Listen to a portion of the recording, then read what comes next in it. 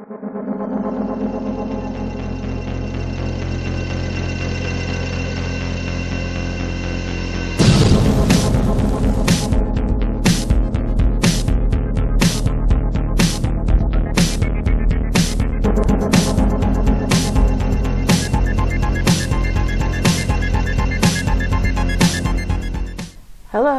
and welcome to my channel. I'm Mama Atheist, but you can call me Amanda. Today we will be discussing climate change again. Now, one point of contention among the intellectually deficient Americans and those whose goals are based around greed instead of global interest and security is the question whether or not climate change is real or just merely some hoax. Considering you're here with me on my channel, I'm going to go ahead and assume you don't fall into either of those categories. But regardless, today we will discuss the evidence that points to both the reality of climate change and its root cause. Now, the Earth's climate has not been stagnant throughout its history. In fact, in the last 650,000 years, there have been 7 different climate cycles. These cycles, including both ice ages and warmer interglacial periods, were caused by natural events, like changes in the sun, volcanic activity, and fluctuating CO2 levels. However, never in our planet's history have we come across such drastic changes to our climate until after pre-industrial times, and especially in the last 70 years. Since 1950, the concentration of CO2 in our atmosphere has reached more than 400 parts per million per volume. That is an increase of roughly 400% in that time span alone. This issue then becomes, why are rising CO2 levels so detrimental to our planet? It simply comes down to the greenhouse effect. Now, the greenhouse effect is both essential and detrimental to life on Earth. Greenhouse gases, including water vapor, carbon dioxide, methane, nitrogen oxide, and chlorofluorocarbons, keep heat trapped in our atmosphere, enough to warm the Earth to habitable levels. However, too much of these greenhouse gases trap more heat than necessary and cause temperatures to rise on Earth. The flora and fauna on Earth are very finicky species and require incredibly precise temperature fluctuations within their ecosystems in order to survive. Even the smallest rise in temperature threatens the delicate balance of these ecosystems, leading to their collapse and, if not righted, the eventual destruction of life on this planet. At the rate we're going, the average global temperature is currently rising about 0.2 degrees Celsius on average every decade. Since the late 19th century, NASA's Goddard Institute for Space Studies has recorded the rise in average global temperature at nearly 1.1 degrees Celsius, with the bulk of that increase occurring in the past 35 years. In fact, the past 17 years have all been the warmest years on record consecutively. What does this mean for the condition of our planet and the species inhabiting it?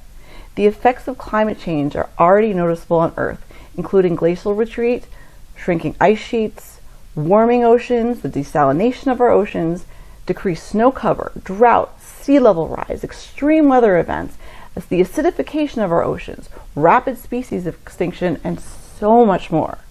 Now, I realize that I just rambled off a very long list of consequences related to climate change, but it is important to realize that the rise in global temperature is causing a devastating ripple effect throughout every single ecosystem on our planet. Species are becoming endangered or extinct at rates we've never seen throughout the history of our planet, and with each species extinction comes the drastic effects in their own ecosystems.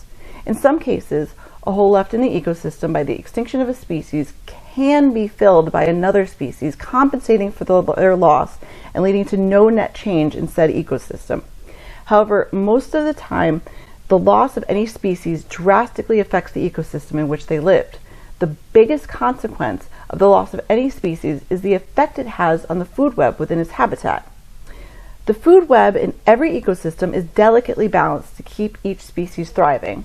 As we know, every organism needs chemical energy in order to survive.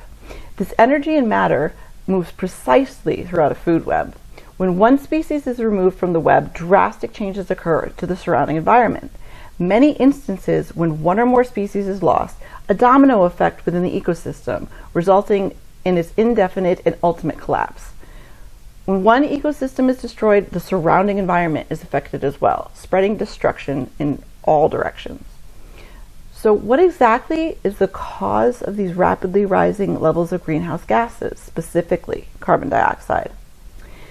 The Intergovernmental Panel on Climate Change, consisting of a group of 1,300 independent scientists, have concluded that there is more than a 95% chance that climate change is caused by human activity. For as far back as we can see, CO2 levels in our atmosphere have never risen above 300 parts per million, with the bulk of that time spent well below that level.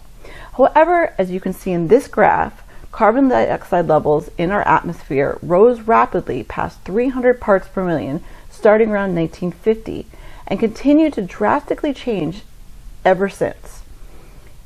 And as we know, a dramatic increase in concentration of greenhouse gases in the atmosphere raises the Earth's temperature, resulting in catastrophic consequences. Now, this graph shows that rapid temperature rise and compares it to the steady levels of solar irradiance, proving that in this case, fluctuations in solar irradiance is in fact not the cause of the rising temperature levels. We know that since the Industrial Revolution, our use of fossil fuels have produced record levels of greenhouse gas emissions, which have continued to build up in our atmosphere ever since. Even surface level observations clearly point to human activity as the root cause of this issue. So what do we say to people that claim that climate change is merely a hoax? Honestly, I've had this argument more times than I can count, and regardless of my expertise in the area and my ability to clearly and concisely explain from point A to point B how climate change is real and caused by human activity, they never believe you. So we say, sorry you're ignorant and uneducated, and we walk away. That's really all we can do. And for the rest of us, remember, think critically. Thanks for coming. Subscribe if you want to, and I will catch you next time.